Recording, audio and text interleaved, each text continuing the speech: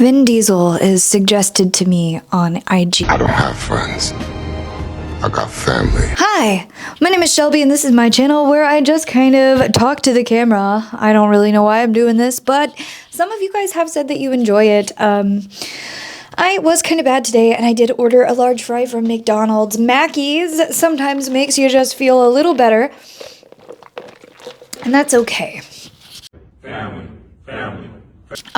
It's almost Halloween, which is just on my mind.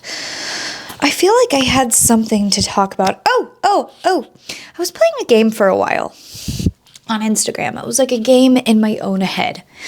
I was playing this game to see if I posted with the most generic emo songs that were like well liked. Where are you? And I'm so sorry.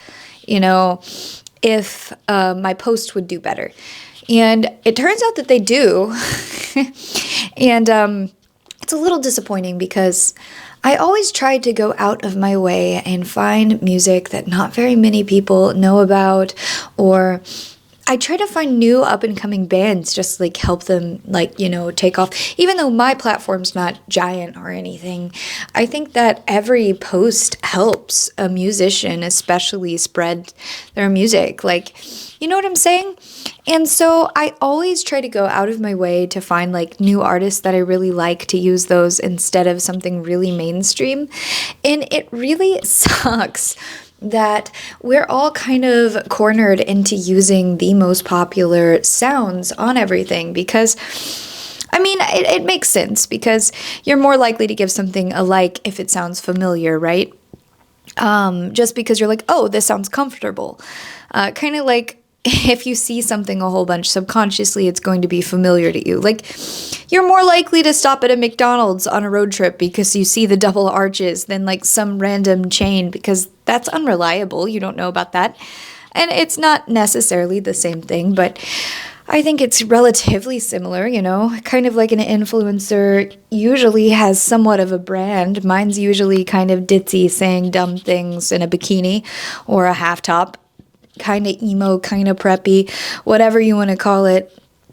I'm kind of like half and half emo scene and normie.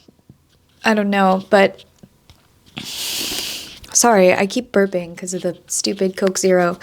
I have an addiction to Coke Zero that I cannot shake, and I think out of all the things I could be addicted to, that is not the worst thing.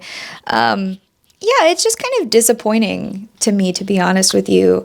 And also, a lot of the music maybe that I choose that's underrated in my opinion, maybe not everybody has the same music taste as me, which is totally valid because I don't think I have good music taste, to be honest with you. So maybe the music I'm choosing is just not good or not attention grabbing, like a lot of the other things. Like, tonight will be the night that I will fall for you over again. Is that would probably do really, really, really well, regardless of what I'm wearing. You know what I mean? Like, that's just kind of what I've noticed, especially if I use a caption that's like extremely cringy. Pretty much what I learned, actually, my friend and I, a couple of months ago, were on a very long drive, and him and I were actually listening to a podcast from the CEO of IG. And he was talking about how analytically, typically the posts that get shared the most do better, which, I mean, that makes sense. So the aim is to make something that's very relatable, that gets shared on people's stories and things like that. So it's kind of unfortunate. Like, I might have to just start exclusively focusing on finding the most mainstream emo songs and being as cringy as I possibly can, just for relatability and shareability, which is kind of unfortunate because I just really enjoy kind of the old MySpace aesthetic where we would all just find not super well-known bands that weren't popular yet, and we would use them as our profile songs, which is like why all the bands are popular now that are the staples of the scene in emo era. like I really wish we could just keep that spirit alive, especially since a lot of us grew up to start making music and start making content. Um, so it's just a little disappointing that we're all kind of shoehorned into only using like MCR songs and Panic at the Disco exclusively from 2010. Like, I know that there's like newer artists like Barely Human and like, oh goodness, there's a lot of them that are like trending sometimes, like Swayco and whatnot. I don't know.